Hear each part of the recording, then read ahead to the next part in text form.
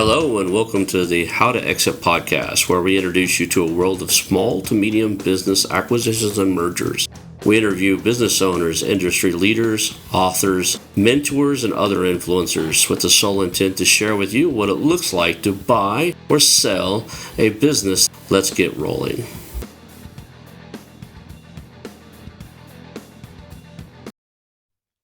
Hello and welcome to the How to Exit podcast. I'm here today with Simon Bedard, and he's the founder and CEO of Exit Advisory Group, a boutique M&A firm in Australia that also provides a range of advisory services focused on exit strategies and maximizing company value.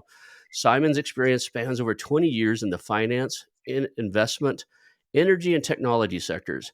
As an entrepreneur, Simon has started, bought, and exited companies. He's also had significant experience in the corporate sector, including one of Australia's largest banks in their institutional banking and global markets division. Simon's also the host of Buy, Grow, Sell, the podcast for entrepreneurs looking to acquire, grow, or exit a business. Welcome to the show. I'm glad to have you here, Simon. Thanks for having me. It's a pleasure. Cool. Well, I always start off, if you've heard my show, all my listeners know, I want to know your background story, kind of who is Simon, what got you into this industry, why are you here today? Tell us a little bit about kind of how you got here. Yeah, cool. So, I'll try to give you the abridged version here. So, look, I started my career, my business life, I guess, certainly in the corporate space, but in the investment world. As you mentioned there, worked at in an institutional banking, very large, high net worth clients, helping them invest. I think the principle of what I was doing there, is really focused on this. If you want to put $1 into something and you want to get $2 out later, like something's actually got to happen in the middle there for this to eventuate, right? So I think I always was focused on this idea of building value. And so I finished up my time there, the big recession back in 2008, went off and, what do you do when you've got a young boy, your wife's 6 months pregnant, you're no longer working in your job because you took redundancy? Well, of course, you start a business, right? Because, you might as well take on more risk and more concern. And so we did that, and we went into a completely different space because we were, I think, Ron, not just looking for something to be, to pay the bills. We wanted to do something that we could believe in and be passionate about. And so we went into the renewable energy and sort of environmental space.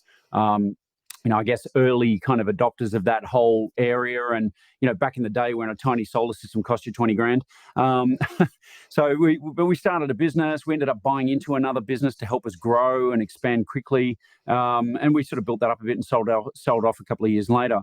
I did actually end up back in corporate for a little while, basically running a division here for a multinational.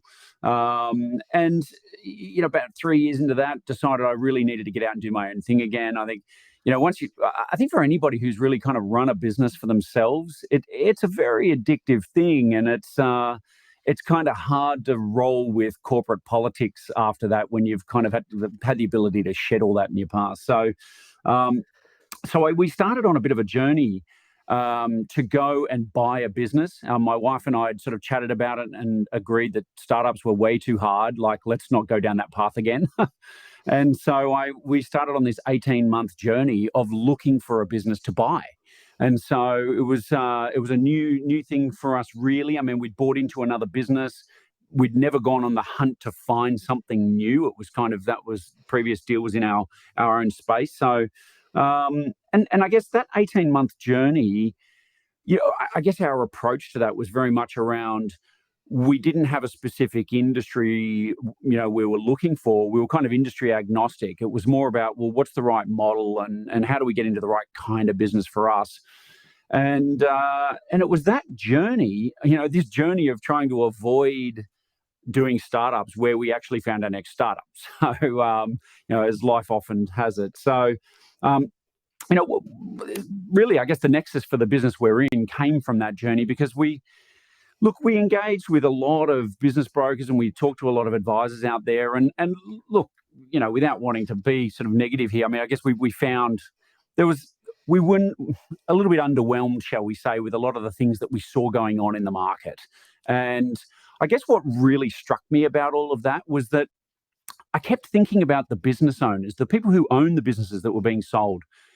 And it really, I guess it really worried me. And maybe it's my background in banking and whatever else, where I knew the kind of hoops we'd have to jump through to be able to help a client and help manage their funds, and it was, there's a lot of responsibility around that. And I guess when I see business owners, in many cases, their business was probably their largest asset. And that asset was not being represented to the standards that I believe they should have been. I just was outraged, to be frank. I just saw there was something really wrong with what was going on in the market. I think business owners deserve better than that. I don't know, call me old school here, but I'm one of these people that believes that entrepreneurs are the ones who truly change the world. They're the ones who actually see things in society that aren't working as well as they should, or there's an injustice around it, and they actually get off their backsides and do something about it. Often investing huge amounts of time and money, taking a lot of risk. And sure, a lot of them are very successful and earn because of that. And they took that risk and they were successful. But I just think, for a lot of the business owners who go through this journey, they deserve to finish well. And I guess I just saw that a lot of these business owners too were, they've run a marathon. It's this equivalent of running a marathon. You can see the finish line, and that's when you're not looking at what you're doing and you trip over and break your leg. I mean, what a horrible thing to do after all that time and energy. And so, spending some time looking at all this sort of stuff, it really dawned on me that there's so much information out there about how to start a business and how to grow a business, but there wasn't enough people talking about how to finish and how to exit well. And so that really became the nexus for our business exit advisory group. And so I didn't end up finding a business to buy. If I'm truly honest with you, I actually found some great businesses, but I think perhaps I got a little bit too cute and maybe thought I was better at negotiating than I was, and we never got a deal done, right? Because I was probably trying to be too tough on the whole situation. And look, maybe that's the universe sort of just telling me that I perhaps wasn't meant to go down that path. But in the end, I actually didn't rush off and start Exit Advisory Group. I do remember my wife walking into our office one day, and I'd hung up from somebody who I can't even remember who they were now, but I was really frustrated with their lack of professionalism. And I looked up at my wife and I said, look, if you're willing to do another startup, I've found this industry. We can totally disrupt it. We've just got to answer phone calls and emails and kind of don't be a dick, like it's, actually respond to people, right? Yeah, that's right. I know. Treat people with respect and try to understand what their needs are and focus on that rather than just what you want out of a situation. And, I guess what I saw going on, Ron, in the broking world is, well, I'm sure you've probably heard, and your listeners have heard this expression, if all you've got is a hammer, you treat everything like a nail. Well, if I only get paid when you take a deal, well, good, bad, or indifferent, this is the deal you've got, you should just accept it. And I just saw a massive injustice in that, and pretty much I was on a mission to change it. So, look, we didn't rush off. I told my wife that I'm ready to, we could start this business. She looked at me and said, "Don't be an idiot. We're not doing any more startups," and walked out. That was the end of 2014. We ended up actually. I quit my job. I finished my MBA. I pulled my kids out of school, rented my house out, and we kind of went traveling around Asia for a year. How I convinced my wife to do that is a whole nother podcast. But we spent a year traveling. I did a bit of consulting, and really the idea for what is now Exit Advisory really fermented. And, look, we got back to Australia at the end of 2015, beginning of 2016. Got started, had agreed to give it a go. I got licensed as a broker. We started running around trying to talk to everybody because, of course, we're a startup. You need to start earning money. So, hey, we can almost do everything for anyone. And, of course, you realize, like most businesses, that you can't actually please everybody all the time. And you start to, really need to focus on, well, what is your core service and what is your core offering? And I guess in those early years, of course, you're licensed, you start selling businesses. That's the first thing we did. But I guess what we really noticed early on was that we'd have business owners coming to us saying, "Hey, Simon, can you help? I'm ready to sell. Can you help me? And of course, you'd look under the hood of the business and realize very quickly that while they'd made a decision that they were ready to sell, their business wasn't really ready to sell. And in a lot of cases, even they personally weren't ready to sell. They hadn't done the things that they needed to do to get across the finish line properly. And so that was this whole experience over those years came ringing home to me that we've got to find a solution to this problem. We need to get way out in front of this much earlier and be talking to business owners about how to use the runway they've got to be able to, make the jump. If you're going to cross that gap, you better get enough speed up, right? So very quickly, our business evolved from doing the transactions to, which we still do those, but the advisory side of our business was really born.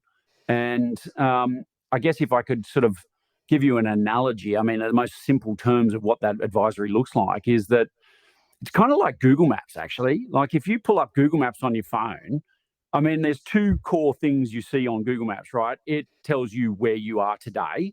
You punch in where you want to go, and then it usually gives you a couple of different routes on how to get there, right?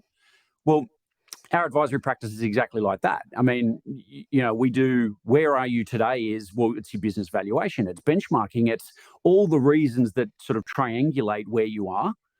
Then we go through a process of exit planning where we find out where they actually want to go.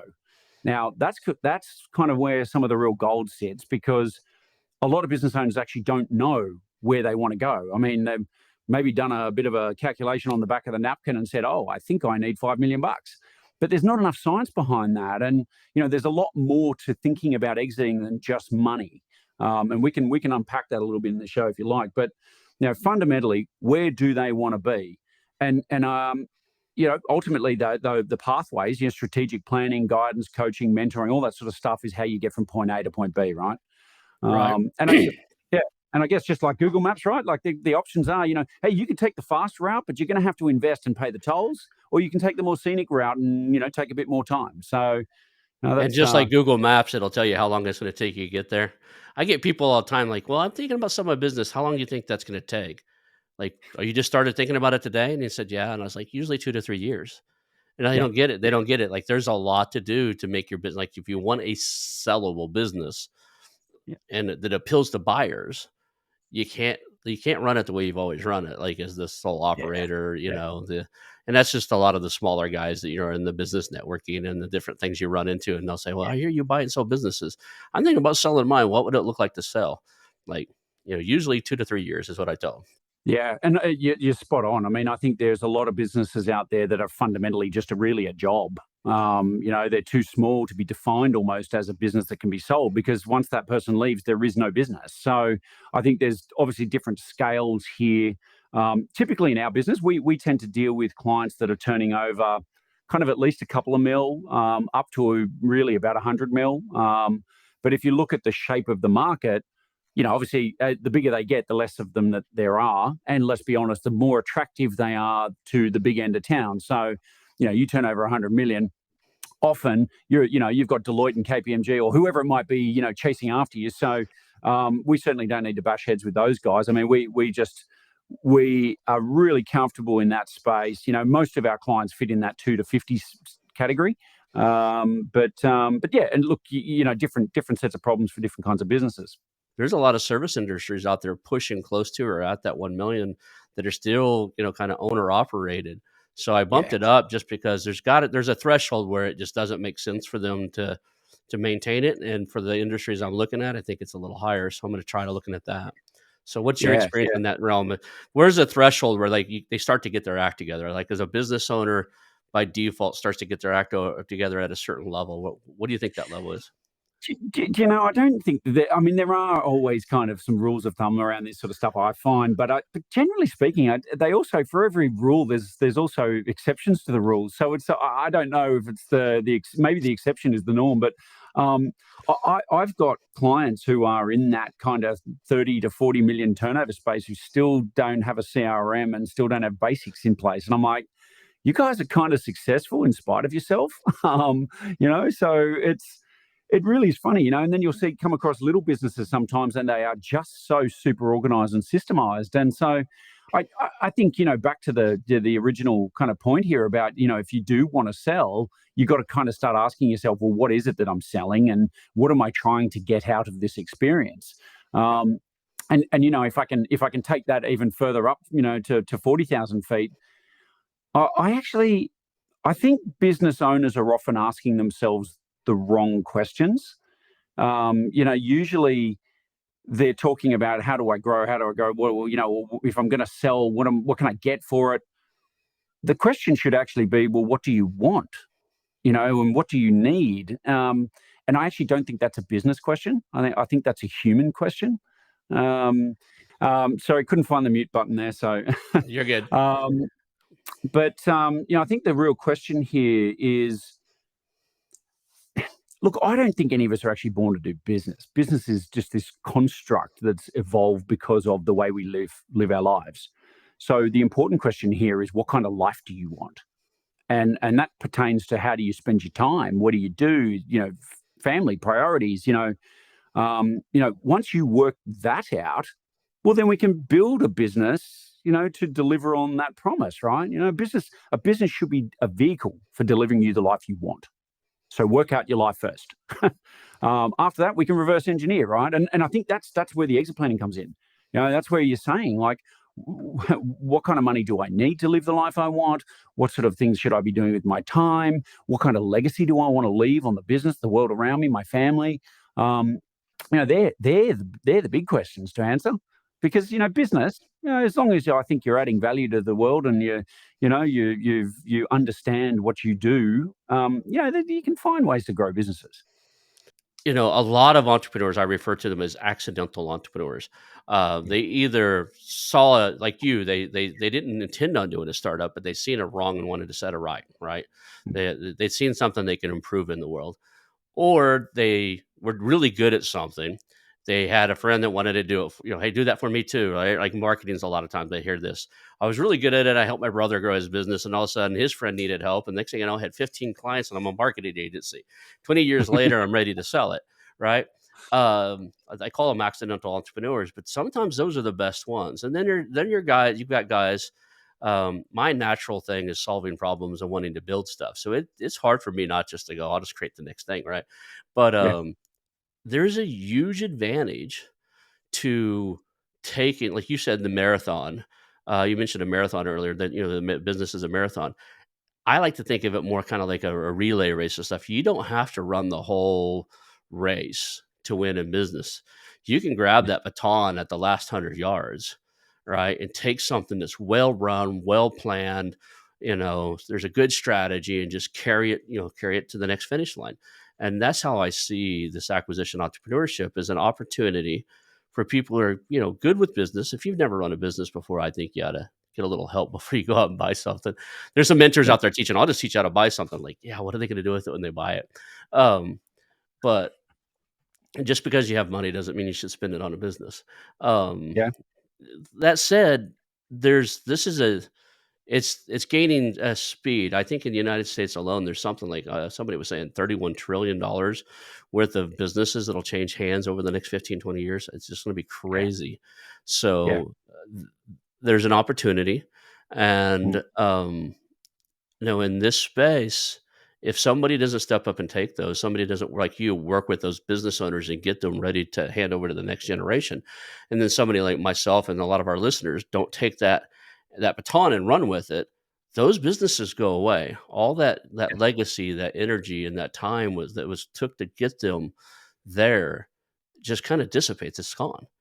And yeah, yeah.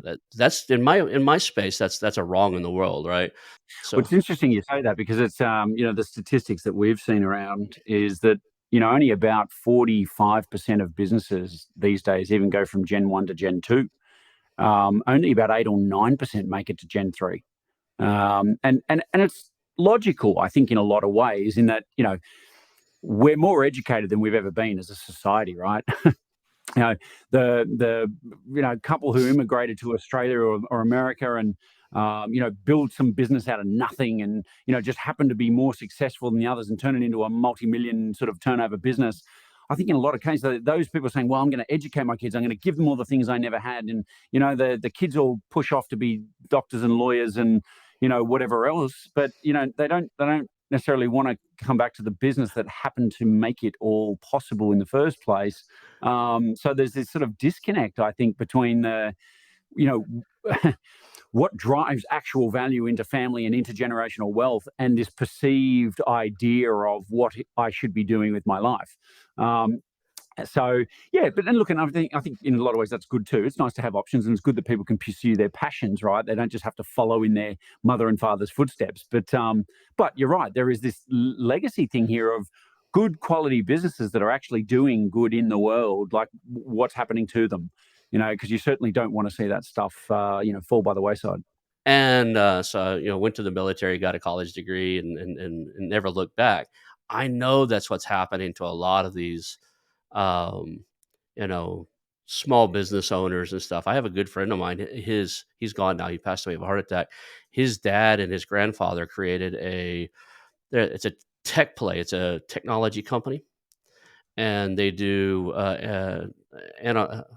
they do analytical reports. They actually report on the industry. Second Mhm. generation, and the son, um, he actually, the funny thing was is he didn't want anything to do with it, right? So much so that he always like, I'm bad at math. I'm horrible at math, because in their analysis it was a lot, a lot of industry and economics and stuff of the chip industry and stuff is always like, economics and math. So he Mm. kind of developed a story about how bad at math he was. And before he had his heart attack, he was a diesel crane operator. He was a diesel mechanic, a licensed diesel mechanic, and a heavy crane operator. He would climb up like these skyscrapers and run cranes. But nothing that dad drives Ferraris and electric Porsches and runs a multi-million dollar empire that he would have handed over to his son, and the son's like just not interested. So, Yeah, just doesn't float my boat. Yeah. right. Yeah, it's interesting, isn't it? I mean, this question about how people get into the businesses that they're in, and I agree with your sort of examples that you gave earlier. I do see a lot of business owners out there who the accidental entrepreneur, right? The people who kind of stumble into their business. I worked for somebody, I was kind of good at this thing, and I got sick of working for them, so I went out and started something, um, and was good at it. Although what we do find a lot of is that those people are maybe very, very good at that thing they do, but they're not necessarily great at knowing how to build businesses. And as I'm sure everybody listening to this show will know and appreciate, is that there's so much involved in running a business and doing it successfully. It's great to be good at what you do, and maybe if you're good at it, you're probably good at selling what you do then, because you can talk about it, even if you don't consider yourself a salesperson. You're just the expert. You talk about what you do, people buy into you. But you get over some of these thresholds that we were sort of touching on earlier, and the problems for the company change. Like running a $2 million business is very different to how you're going to be running as a startup. And I think once again you get up to sort of 5, 6, even 10 mil. Then the business has changed fundamentally again. And one of the most common things I hear from a lot of entrepreneurs, business owners, is that God, I spent all my time actually like counseling people and dealing with people problems as opposed to the things I used to do, which I enjoyed. Um, and in actual fact, one of the things I kind of admire is seeing those business owners who have enough emotional intelligence to be able to acknowledge, and maybe not so much in the ego column, where they sort of go, I actually don't want to be the man. I don't want to be the guy running this place. I don't enjoy that. I had one chap who was in sort of technical audio space too, and he said, "Look, I just like nerding out on my equipment, and I like talking to clients about this stuff. Yeah, fix the solution, recommend stuff, install things." He goes, "I love playing with that sort of stuff." So he hired a CEO. He just said, "Mate, you like all that stuff? Go do it. I'll be over here in the back room tinkering with my toys." You know, I actually had young lady here in town that actually owned a business networking company, and I won't say the name. Unfortunately, she's gone too now. But she got really mad at me one day because she asked me where I seen her business in 4 years, and I said exactly where it's at right now. And she said, mm, "What?" She was very coaching, like she always likes to coach others. And I said, "You asked me a direct question, and I answered it directly." And then she said, "Why do you think it's where it's going to be right now?" I said, "Because you don't have the capacity to take it to the next level. You won't let the reins loose, and mm, you're at that threshold where you're going to hit a certain number, and you're just not going to go past that, right? mm. The, it takes a different individual to create a startup, do the shoestring budget, raise money, do all that stuff, and tough it out, than it Yeah, is to take that company to the first million. And then I don't know if millions is the exact number, but there's a number somewhere in there that it actually shifts gears. You end up being a CEO, a coach, an advisor to your staff. That's a different human being. And if you watch how the the venture capitalists do it, they switch these people out. The guy that shoestrings it, raises the money, does the official thing, isn't the same guy that takes it from 5 million to 10 million, and then the different guy from 10 million. It's a different set of skill set, and often it needs to be a different individual.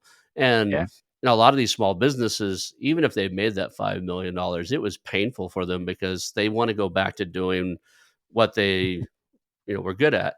And I yeah, like your guy there that says he hired a CEO and stuff, because that's exactly the right thing to do. You figure out what your wheelhouse is, you stay inside of your wheelhouse, and you bring other people. You can still own the place, but yeah, yeah, a lot of yeah. people don't ever have the foresight to, or the I guess you would say the ego. Their ego gets in their way to be told what to do by somebody else in the company that they own, right? Yeah, and look, so I think it's a brave CEO who starts trying to boss the guy who owns the business around too much. But I actually just think when I say ego, it might be a little bit harsh, but it's more that people kind of struggle to let go. They struggle to not be seen as the guy who has, I'm the owner and everyone looks to me. Well, I need to kind of keep being this guy who's making the decisions and doing everything. And, um, they don't, or they simply perceive that nobody else can do the job better than them. And, boy, is that kidding yourself, right? Like there's always somebody better. It's Always, funny. always, always. There's only one number one, and I'm pretty sure you're not it. So Yeah, yeah. I've always say to my kids, like it's the same lessons. It's funny how these sort of things translate, but there's always somebody who's going to be bigger, stronger, and faster. So if you're going to try and play on those merits, like we say in business, there's always going to be somebody who's cheaper than you. So if you want to just play on price, you're going to get hurt. So you got to think about how to be different. You got to think about how to find that niche, how to play your hand to the best of your ability. Um, and I think, look, to that end, I mean, don't assume that you have all the answers. Don't assume that you should have all the answers. That's why the entire coaching world exists. That's why we work in teams, right? It's you're going to be good at some stuff and you're going to suck at some things. So work that out and stick to your knitting.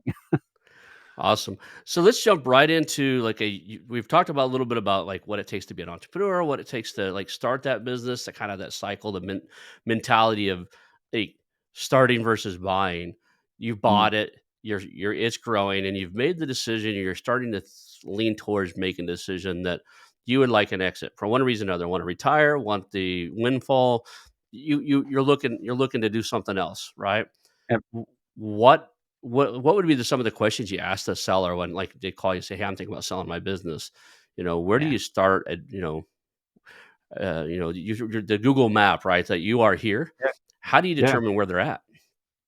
Yeah, look, I think a lot of it starts with a question of, well, why you're thinking of selling, of course, and but really, what do you want to be doing next? If you look, sometimes it's people are just burnt out. They're just tired. They haven't thought about what they want to do next. That's a bit of a red flag for me. I used the example of my father-in-law here, who I love dearly. He's a beautiful man, one of the most generous and caring people I know, and he's a doctor.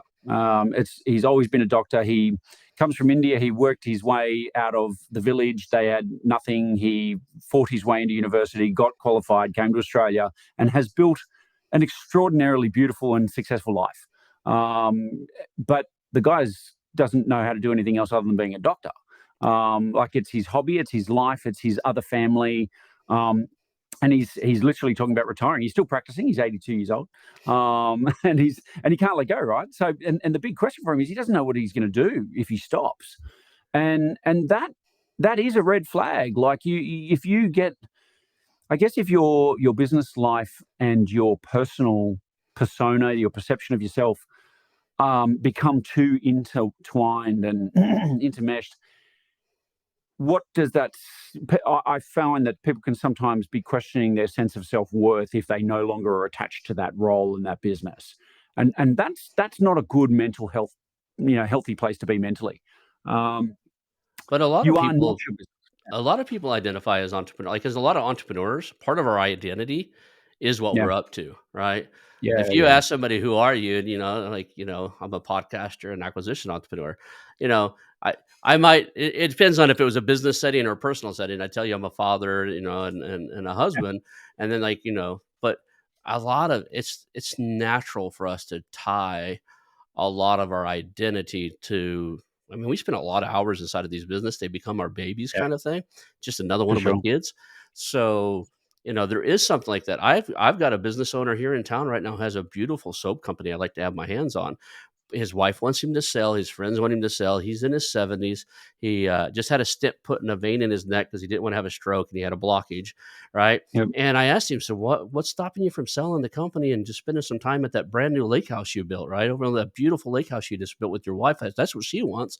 He goes, yeah, he just blatantly told me, he said, all my friends that sold their businesses and retired died within a few months. I'm not ready to die. He honestly, yeah, relates to once he's done with this, he doesn't have a purpose. And yeah, so, got some good ideas on how to do that. Maybe keeping them involved a couple days a week or something like that. And I'm going to reapproach the topic. But people yeah, really do tie their identity to a sense of purpose and almost sense of self worth to yes, what they've created. And so, how do yeah. you address that inside of like you've got an advisory service? You must have to address that somehow. Yeah, look, absolutely, and obviously there's different routes for different people depending on, we're obviously unique and our situations are unique, even though many of the problems are the same. Um, I think there's a couple of different ways to approach that too. First of all, back to what we were saying earlier about the amount of time it can take to actually exit and exit properly. If I valued your business today and it met your financial goals, okay, well, great. Well, then you are in a position to start engaging a sale process, right? But I always say to my clients, to run the process, you tell me to start now, you've got to give me 12 months. Now, okay, there's a possibility I might sell it in 6 to 9, but at the end of the day, allow for 12 because I've sold them in 2 months, but I've sold them in 18 months, and somewhere in the middle is probably what happens on an average, right? So allow in your mind that there's a 12-month process of selling. Now, if the deal we get requires you to hang around for a little while and, hopefully there's no earnout, but if there is an earnout, you might be stuck in that business for another 1, 2, 3 years. So all of a sudden, this ramp here or this actual exit point where you are no longer engaged in the day to day could be 4 years long. That's a fair amount of time to start thinking about what else you want to do with your life. Um, Now, of course, if your valuation doesn't meet your expectations, well, then we need even more time to make those changes, right? And classically, by the way, we talk to a lot of people about where they're in that situation, 7 years. You actually need, if you're going to do a strategic shift in your business, you need 3 years. A year to evolve it and start implementing it, a year to get the traction and get the runs on the board, and then usually a year to get the returns on that, right? So there's a lot of stuff there that people need to consider and a lot of time that it can take. Of course, the other part to this, Ron, is it's important to get to the heart of what they actually love about what they do.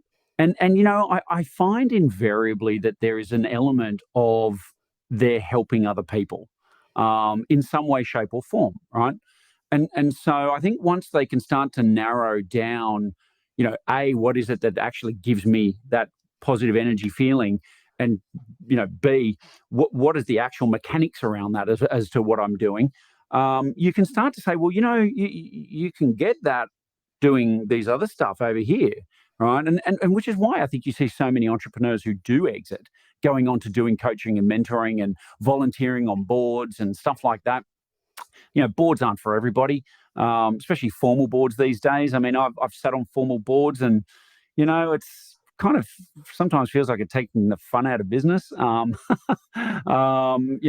and I think there's an entire cottage industry these days about boards and governance, and people overcooking how to do things on that front. If you ask me, but yeah, if you enjoy helping people, well, go and help people.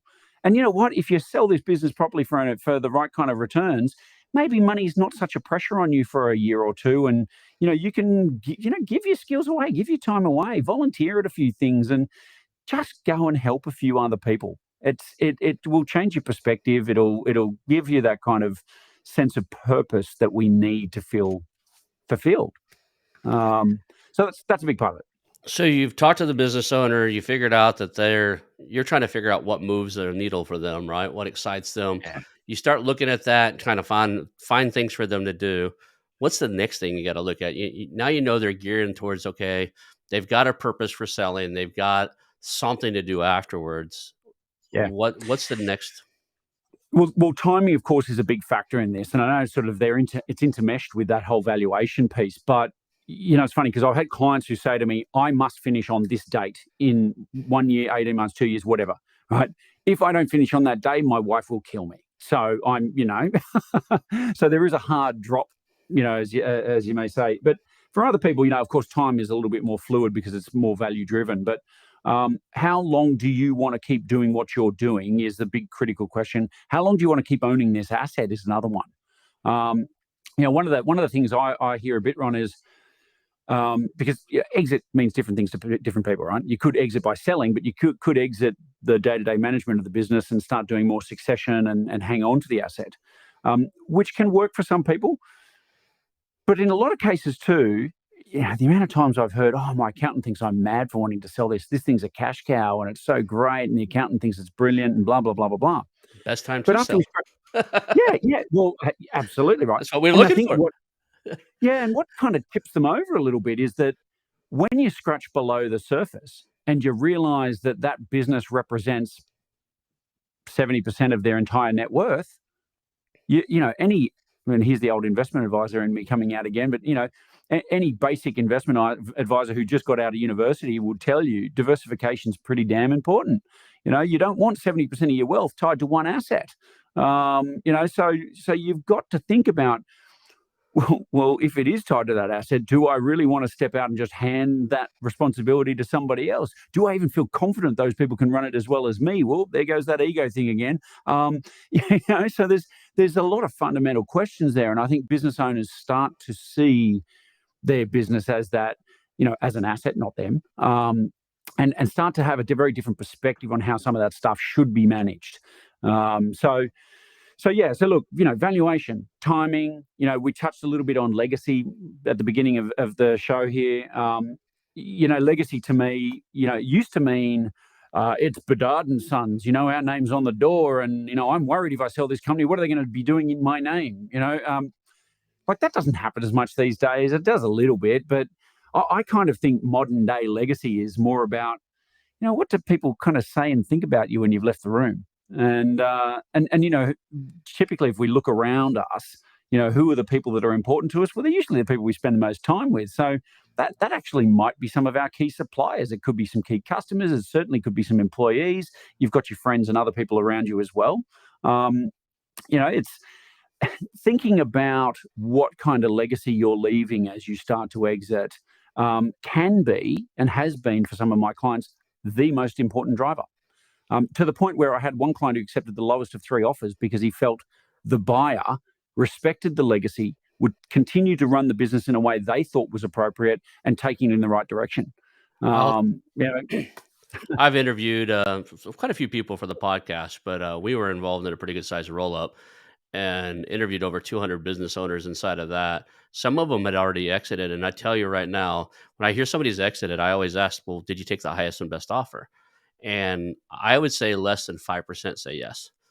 yeah, Usually they take the offer that, one of them, here's a great one. One of them, he inherited his father's business. He knew he didn't want to run it.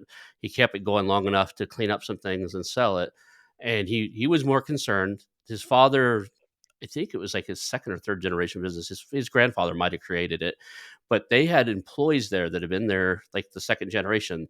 Their father worked there. Now the kid works there. And he was yeah, more concerned about that legacy. How are my people going to be taken care of than he yeah, was about that.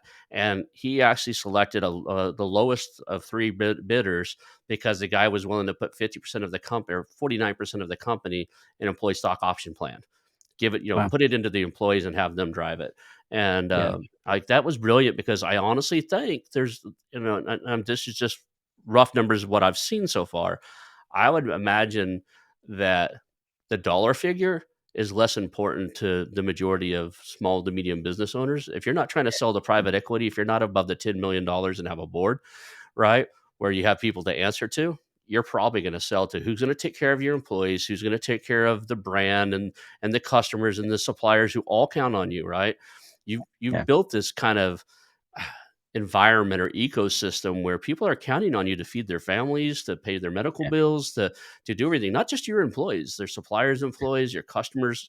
A lot of these companies are manufacturing, so they're creating something that goes into another guy's product. So that whole company is dependent upon it. There's a Yeah. I talk to acquisition entrepreneurs all the time, like, well, how do I get the loan? And how do I negotiate the number? And I was like, if you focus on that, you'll lose more deals than anything. Focus Yeah. on the human being, hear their story, figure it out what it is they want. And I promise if you don't taint the conversation coming back to money on your own, if you just listen to them, chances are you're going to get a better deal than just saying, hey, how much do you want? Let's see if we can get you there. Right. So, Well, absolutely, and you never know. I mean, if you actually form enough of a connection, the seller might actually even offer you some vendor finance for a while and help you out because they really want to sell the company to you. oh, yeah. So, it's spot on. Focus on the people first. Um, I always think this is an interesting topic because money's a motivator, right? We all understand that, but kind of in a funny way because and there's a great TED talk by a guy, Dan Pink. If people haven't heard it, Dan Pink. What is it? Something about strange motivations of human behavior or something like that. It's fascinating. It basically, money motivates to a point, but once people actually have enough money that they can take money off the table as a major issue, actually it drops down the ranks of priorities massively. After that, this sense of legacy and purpose and things like that are far more important to people. And by the way, that's for your employees as well, right? So, employees value autonomy. They value, things like mastery, getting better at things and feeling like they're improving and adding value. And fundamentally, they're part of something that's bigger than themselves, right? You tick all those boxes, you're going to have an amazing team that's going to drive a hell of a lot more value into your business too. Yeah. I've also thought, there's some jobs out there you couldn't pay me to do. I mean, there's just you couldn't, right?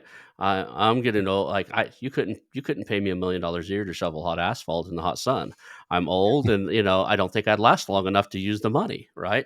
So people, when people say everybody's money motivated, and I agree with what you say to a limit, right? There's a Mm, spot where you go, at least anybody who's sane and can look at it and go, you know what, you know, I'm not, I'm yeah, 50 years old. I'm not, you couldn't pay me $1 million to join the front line of the Marine Corps, right? Because yeah, those guys get shot at, and I'm old enough. I know what happens when you get shot at, especially a big fat guy like me. I get hit, right?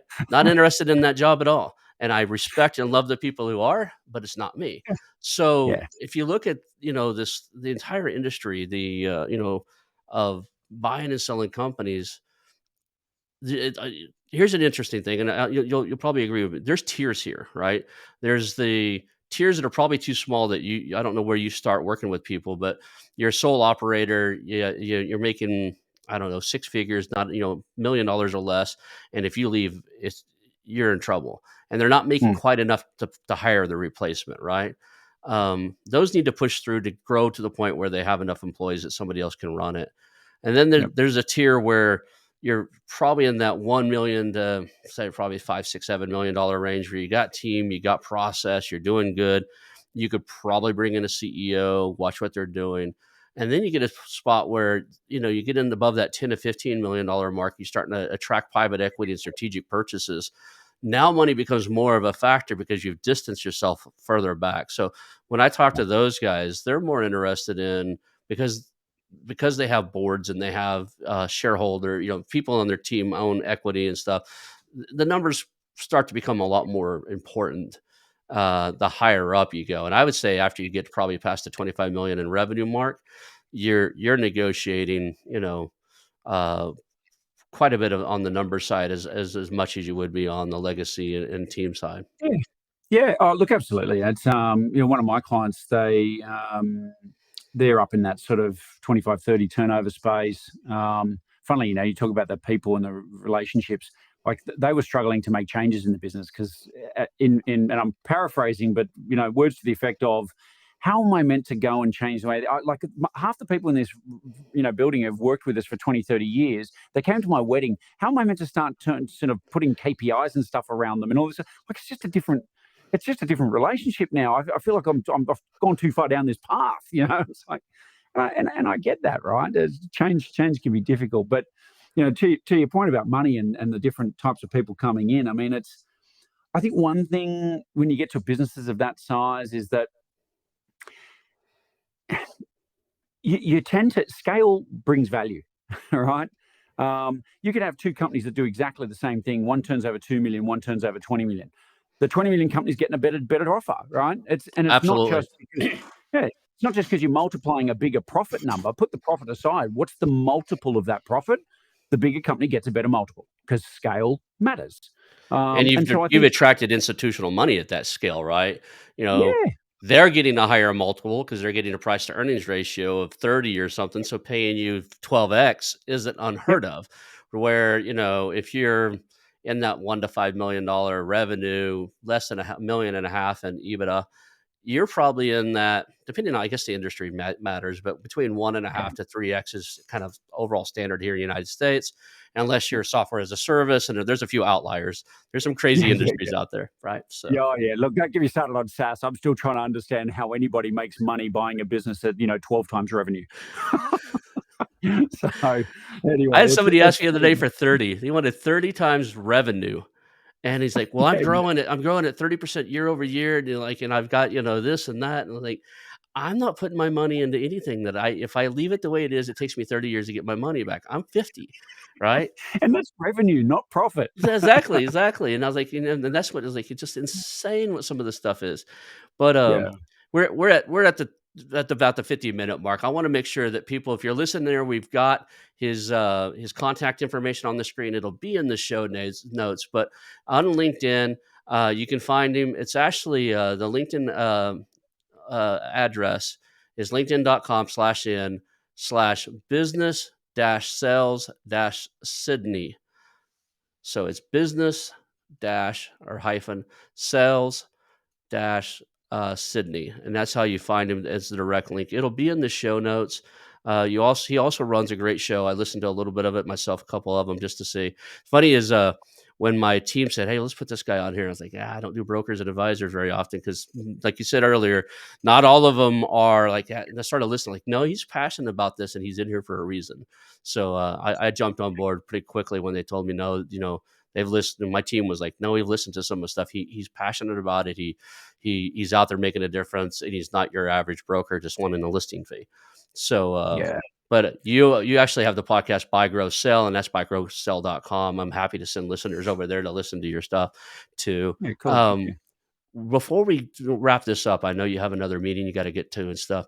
What would be like your top three like points you want to make sure that people know if you're looking at selling a business, you're thinking about hiring an advisor such as yourself, you know, Hmm. what are the three, if you could pick three key takeaways for them to start that path right, what would they be? Yeah, yeah. Look, if anyone's listened to Simon Sinek, he talks a lot about your why, right? This exit, this ideal state you want to be in is your why, right? So think deeply about what's important to you. Get that part right because you may not be able to say, I want to exit my business on the 25th of November in this year with this amount of money. Like, it's very hard to be that specific.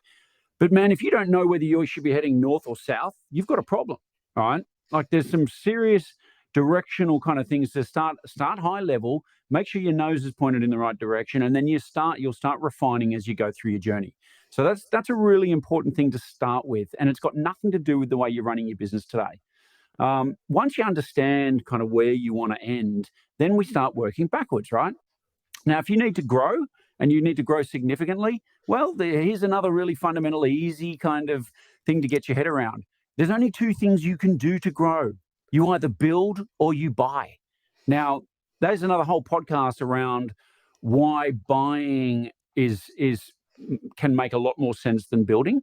Certainly right now in the environment we're in at the moment, the entire world feels like it's shifted towards buying at the moment because I could spend a lot of money bashing my head against competitors and having to drop my prices and compete, and maybe I win business, or I will just spend the money up front and take them out and reduce competitiveness and improve my pricing and improve my positioning. So, there's the 101 lesson on why you buy over build. But, get where your end game, understand your end game, then we create a strategy to get there, right? And look, ultimately, if you do decide to sell, this is one thing. If people listening to this are thinking of selling a business one day, if all you remember is one thing from my talk, please remember this.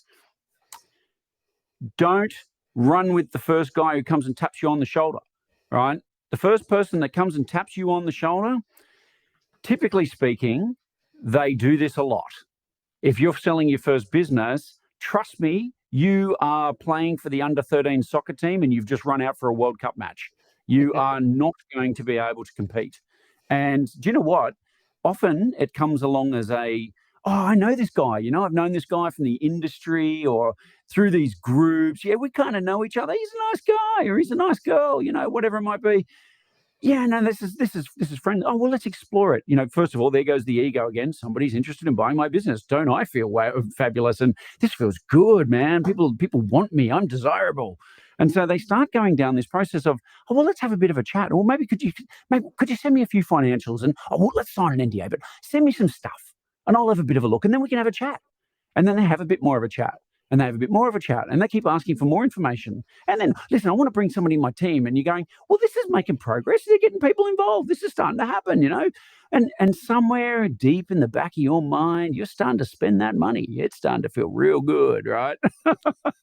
So, and then unfortunately, what happens in many, many cases is that you will wake up one day, it's now 9 to 12 months down the track. You're sitting in a room with a bunch of people who you don't actually recognize, and there's lawyers and accountants, and there's all this sort of stuff. And that lovely person, by the way, that reached out to you, that you felt that human connection with, like they're not even actually really in the process anymore. They're kind of off doing their thing. But, you're getting squeezed in every possible different direction. You're tired. You're over it. You just want to get the deal done. And that's when the lowball offer comes. Right? This is corporate M&A 101. And the fundamental lesson here is, if you want to sell your business, you better have a nice, solid, robust process that you put buyers through. Because if you don't put them through your process, they will put you through theirs, which is fundamentally designed to get them a better outcome. I promise you, acquisition entrepreneurs out there have a process, right? I have a checklist process on an Asana board that walks people through things. We have a team, right? I have team members I can pull in that are accountants. I have forensic accountants. If your books look a mess, bonus for me if I still like your business, because I have a forensic accountant that can, a forensic CPA that can look through it and tell me if she can put it back together. If she says she can put it back together, I'm still interested. You're going to get a lower price, right? Yep. We put together teams. That's how we do this. If you don't, I agree with you 100%. If you're thinking about selling and you don't build a team around you on preparing your business to sell and representing you in that process, I'm not a vulture because I just turned a guy down the other day because he's just not ready to sell. But there are guys out there that are going to take advantage of you. I told a $3 million company 2-3 weeks ago. I was like, look, you say you want to sell your business, you're just frustrated. You're going through a divorce. You're going through a lot of financial stuff. You need to go work on that first. And I think when you do, you're going to realize that you got something you wish you hadn't have sold, right? Yeah. Plus, it was really wrapped around him. 6 employees, he was the only sales guy, kind of thing. But I seen him as a serial entrepreneur, and the reason I didn't do it, there's a reason. I played the long game all the time. When he sells me that, I know this is the third business he created. I'm wanting to go create the next one, raise it up to $4 or $5 million, and when he's bored with it, I want him to bring it to me. I can't do that if I burned him on the last one, right? No, look, exactly right. And I should say, right, like not every acquisition goes. Lots of people have been tapped on the shoulder and they do a successful transaction and it goes very well. But there is also a lot of people that just get put through the ringer. And, like us sitting here on, I'd be absolutely comfortable to do business with you because I know that fundamentally you're a good human, right? Like it's the issue is that without being able to go out and get to know the world out there, the best way you mitigate risks and factors is to have structure, to have a process, to have advisors. Put yourself in the best position to be able to screen things as they're coming through. And look, once again, I mean, I still think if you really are serious about selling, then set up a process and run the process. Don't just wait for chance or wait for the proverbial tap on the shoulder, because it may not come. And if it does come, it may not be the tap you want. So, take control, take ownership of it, create a plan, get the right team around you, and aim for it. You may not land where you want to land. You're right. No plan ever survives the first day of battle, right? But at the end of the day, if you're not planning, you're not working towards it, then you're just leaving things to chance. And that's not a way to run a business, certainly not a way to finish your marathon or relay that we call life and business. I think the famous quote, I'm going to butcher it. So if you're listening to this, please don't punch me. Mike Tyson said, yeah, everybody has a plan until I hit him in the face, right? So, Yeah, exactly. you know, Everyone has a plan until they get punched in the nose. right, everybody's got to play. I taught martial arts and hand-to-hand combat for years. I've been in the ring a few times. Everybody's got a plan until somebody rattles your cage. And then Yeah, you go yeah. back to your corner and go, hey, the plan isn't working. We gotta do something here. So hey, we're at the top of the hour. I do want to represent, keep our listeners to be able to, if you got your hour commute, I want you to be able to listen to this on the way. I appreciate everything you said. I think you and I could talk for hours on this subject. Is there any parting questions or any parting statements you want to give real quick? Look, I think we probably tried to sort of wax lyrical here about a few things. What I would say is if you're anything like me, you'll probably have more questions down the track when you're having a glass of wine or something like that. Feel free to reach out. Like, LinkedIn is your friend here. Please feel free to reach out and connect with me. I certainly invite connections from people. Do me a favor though, and please don't just send a connection request. Send me a little message in there and just say that you actually heard me on this podcast, because I'll have a little bit of context, and that just helps us like connect and actually, form some kind of connection relationship there. So that I would be very appreciative of. Otherwise, if you've just got a question, you want to fire something over to me, I'm happy to help after that. Awesome, and I appreciate it. Well, that's the show, guys. Thank you for being on here. Simon, hang out for a second, and we'll finish this up. The Investors and Entrepreneurs Professional Mastermind. The Investors and Entrepreneurs Professional Mastermind combines the traditional peer-to-peer mastermind introduced first in Napoleon Hill's famous book, Think and Grow Rich, with accountability partnering, where your peers help you ensure that you set goals, take actions, and get results. If you want to scale, blow past roadblocks, and achieve success faster than you might think is possible, I suggest you take a visit over to TIEPM.com. That's TIEPM.com and check out the Investors and Entrepreneurs Professional Mastermind.